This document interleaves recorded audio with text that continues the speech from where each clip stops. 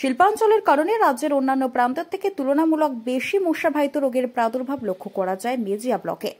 রাজ্যের বিভিন্ন প্রান্তের মানুষের নিয়মিত যাতায়াত রয়েছে শিল্পাঞ্চলের সবকটি কলকারখানায়, তাই ভিন রাজ্য থেকে মশাবাহিত রোগের আগমনের আশঙ্কা অনেকটাই বেশি।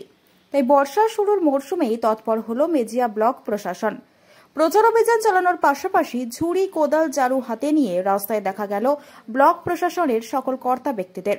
সঙ্গে আয়োজন ছিল এক সচেতনতামূলক র্যালিরও। ব্লক প্রশাসনের দাবি, এখনো পর্যন্ত এই রোগের প্রাদুর্ভাব একেবারেই নগণ্য। একদম মেজিয়া হচ্ছে অ্যাকচুয়ালি ইন্ডাস্ট্রিয়াল একটা ব্লক এবং এখানে মাইনিংও হয়। ন্যাচারালি কি হয়, বিভিন্ন ইন্ডাস্ট্রিতে বা বিভিন্ন ফ্যাক্টরিতে কিন্তু বাইরে থেকে যারা আছেন অফিসার বা স্টাফ, তারা কিন্তু এখানে কাজ করেন। ঠিক আছে, এদের ড্রায়ার এরিয়া হলেও অ্যাকচুয়ালি যেহেতু রেনি সিজন স্টার্ট হয়েছে, ন্যাচারালি এখানে ওয়াটার স্ট্যাগনেন্ট কন্ডিশন মানে বিভিন্ন জায়গায় আমরা দেখতে পেয়েছি এবং সেখানে একটা ডেঙ্গু, ম্যালেরিয়া বা ফাইলেরিয়ার মতো যে মশাবাহিত রোগগুলো কিন্তু হয়। শুধু মশাবাহিত নয়, বিভিন্ন পতঙ্গবাহিত বা ভিক্টর বন বাহকবাহিত বিভিন্ন রোগগুলো কিন্তু এখানে হয়। সেই সম্পর্কিত মেজিয়াবাসীকে সতর্ক করবার জন্য আমরা কিন্তু মেজিয়া ব্লক প্রশাসনের উদ্যোগে, স্বাস্থ্য দপ্তরের উদ্যোগে এবং যারা ভিবিডিসি টিম আছে তাদের মেম্বাররা, নির্বাচিত প্রতিনিধিরা সকলে মিলে কিন্তু আজকে রাস্তায় নেমেছি। আমরা নিজে হাতে পরিষ্কার করেছি।